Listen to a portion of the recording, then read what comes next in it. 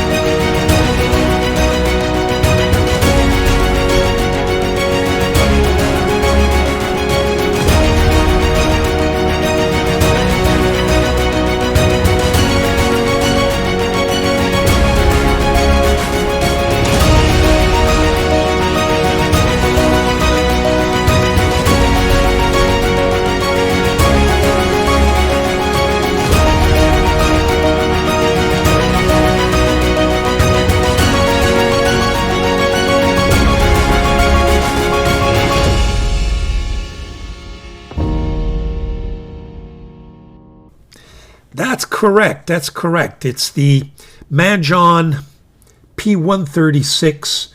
So that's a number we've seen before. It's Twilight Blue. Now the other P136, we'll take a look at it, but in more detail in a few seconds, is this one, of course, which is in the acrylic version. I'm not sure it has much in common, other than the general inspiration of I would say a Mont Blanc 146. The pen is a lot thicker. The finial is just slightly longer. The center band is different, etc. But we will take a closer look at all that in a second when we do a pen and size comparison. In the meantime, I want you to feast on that 3D pattern. Now you've got to understand there's no texture here. So all of this is covered by, I guess it's acrylic of some sort. So the pattern is inside. I don't know how they do that, but let me tell you, and the lights don't do justice because the reflection in the light is really, really nice. I love this pen. I really do. It may have a lot to do with the fact that maybe I would like a Mont Blanc 146. Got to tell you, I don't have one. I'm just a simple 146. I have a solitaire. I'll show you in a second. I've got pencil and I've got a pen, a ballpoint, but I don't have a classic black gold trim Mont Blanc 146. I'm still in the hunt. I want to buy an older one at a good price. I'll get there eventually. But let's start with this pen. Let's continue with this pen. First of all, the integration of this clip is very nice. It's even. It's well done. The clip. Whoops! The clip is nice and springy, very nice. The bottom finial is this bullet-shaped finial. In terms of how the mechanism turns, I've not inked it yet. Turns very nicely, very smoothly, quite a bit. So I would suspect that we can get probably quite a bit of ink in there. The center band is also very nice. It's what we've seen before. We've seen it before in the in the TI 136, if you will, in terms of how the writing is etched in there. And it doesn't give us the number, though, P136. Unlike the TI 136, which is right there, it doesn't. So they got lazy a little bit on us. But it's got, a nice center band. It's got two matte parallel bands and then another band. Very nice. Very nice, I've got to tell you. Then what else we need to look at? Let's take a look at how many turns this pen needs to uncap. That's 1, 1 1/4, 1 1/2. So about approximately 1 1/2 turns.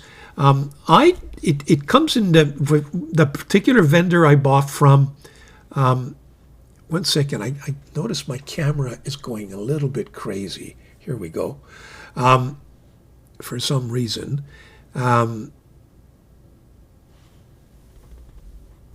Okay, that's much better. Camera was going wild on me there. The nib I chose on this, rather than go with the hand-polished medium nib that I usually end up buying, I've got a few of those. So I thought I'd just, save the $20-25 and just get the standard Moonman nib.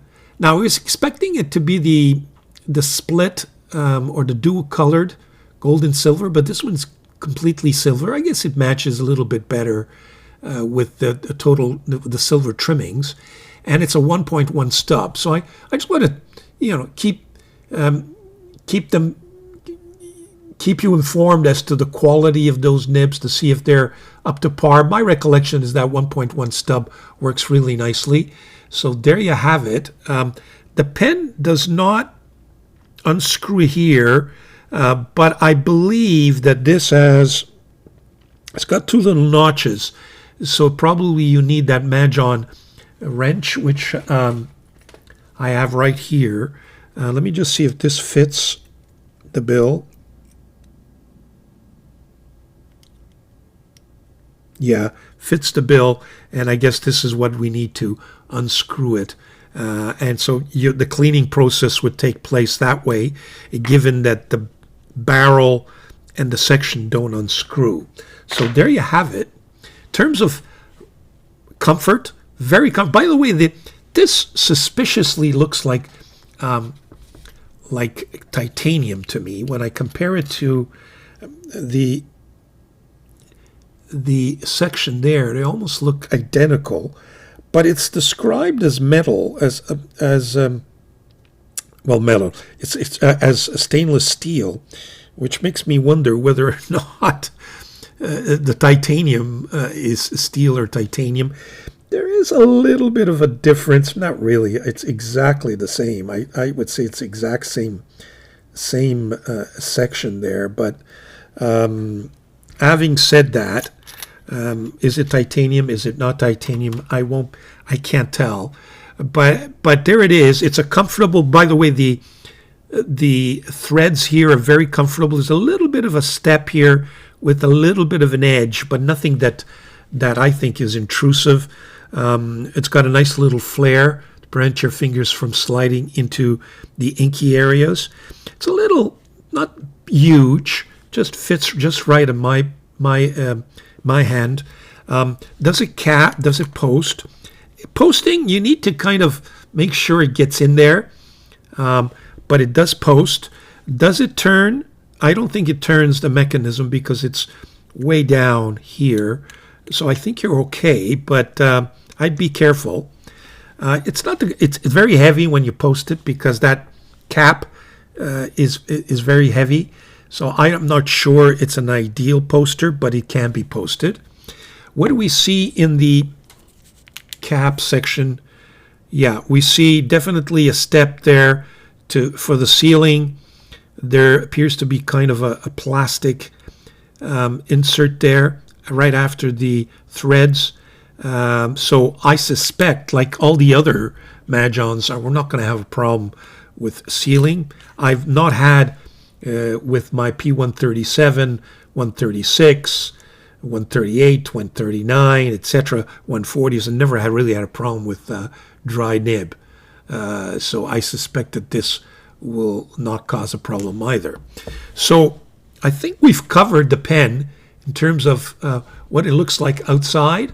What I propose that we do some, and my camera's not cooperating, I don't know why, but what I propose is that we look at some measurements and then the writing sample. There you have it. Now it's focused. Be right back. Actually, before we look at measurements, we should be looking at some pen comparisons, pen and size comparisons. Let me get my trusty pointer. We have the Majohn J16, which is it's a longer pen. It's longer than the 146 and shorter than the 149. I have my Lemon M8 right there. This is my Montblanc Solitaire 146. I have my TI 136, or the P136 titanium. This is the P136 in the acrylic or resin. This is subject pen, and here you have my Lemon M6. This is the Lemon M8. This is the M6, and you can see the pens are roughly the same size, but a little bit longer than an actual 146, I would say to you, as you can see there. There you have it. Pretty equivalent. I think the Majohn is the longest one. So those are the pens capped. Okay, here are the pens uncapped, unposted. As you can see, roughly all the same size, except for the J16, the Majohn, which is, not much longer, but longer in any event. In terms of girth, we're really looking at equivalent girth, although I think that the girth of the subject pen is bigger than the actual standard P136 and even the titanium. I guess they have to allow for a little bit of that pattern, so it gives you a little more girth. It's not quite as girthy, but almost, as my Solitaire there. So there you have it. That's the pens uncapped and unposted. I'm back. Here are the pens posted. This P136 standard in acrylic doesn't post. So you can see that the J16 is it's not the greatest poster, but it's way ahead here in terms of length. The best poster of them all, I would say, is the original, my Solitaire de Mont Blanc.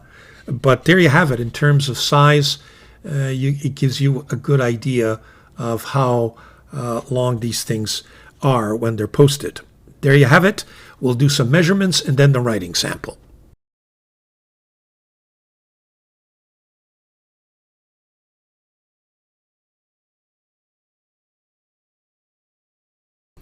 Okay, I'm back for the writing sample. First of all, the ink. I was really tempted to put in this pen the Stars in Autumn by Waringal with that beautiful dark blue, blue-black, and with the silver. But I decided that I'd go a little bit lighter, and with this Girbin, I have not used this ink in a while, the Kyanite du Népal, or Kyanite, or Kyanite du Népal, 1798 series, shimmering ink. Yeah, folks, I'm back with shimmering. I figured that 1.1 stub should work out really well with this pen. So we're going to ink it up and be back in a second.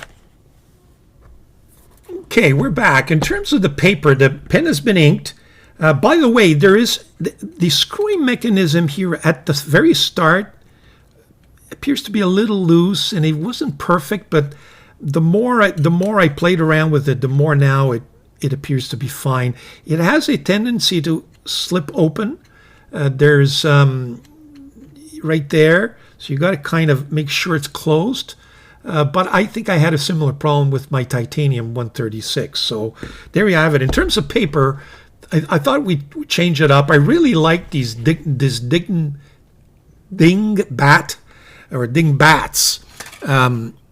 notebook that I reviewed in my last recap.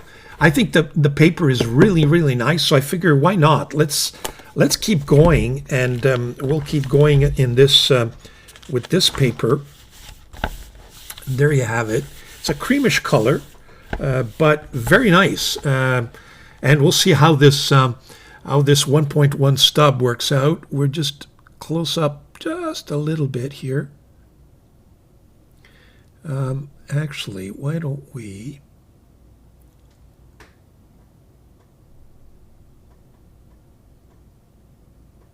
Okay, here we go. Yeah, okay. So, this is the Majohn. Oh yeah, I think we got the perfect match here. Majohn P136 Twilight blue. The nib is a Moonman number 6 steel 1.1 stub. The ink is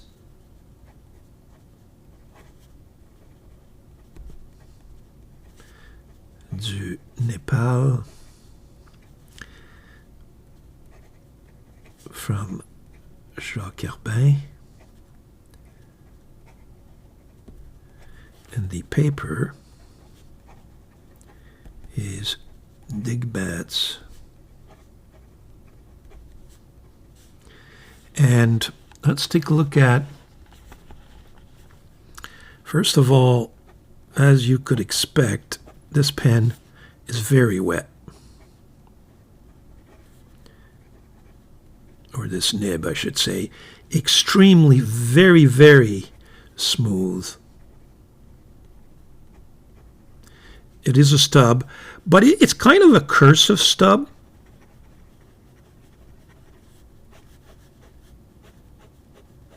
So very constant or very consistent. No skipping.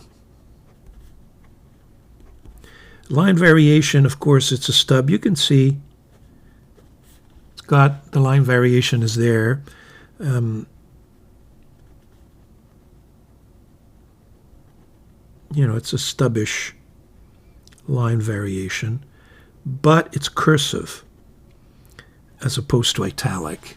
Okay, reverse writing. Oh yeah, very smooth.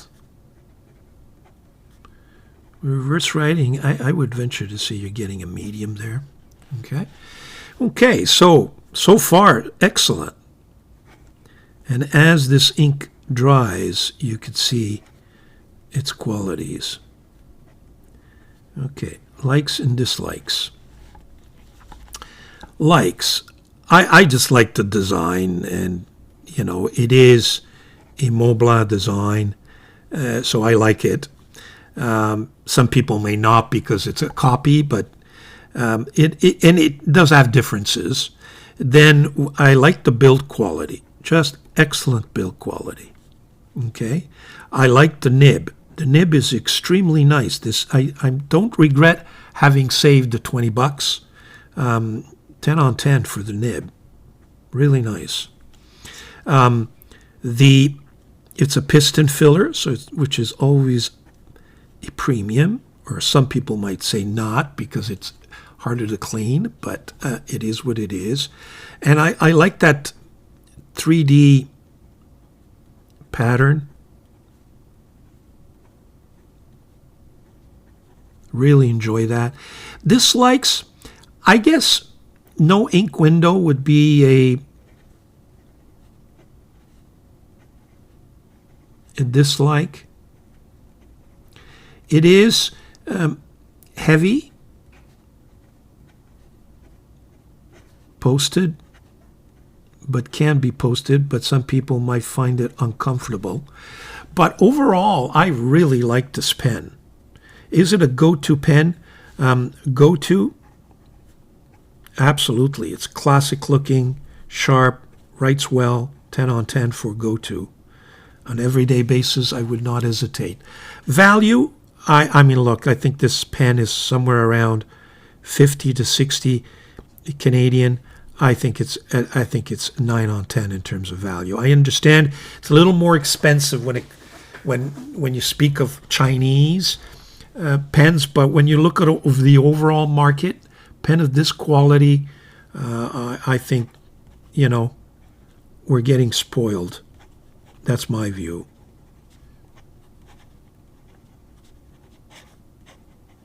Very nice.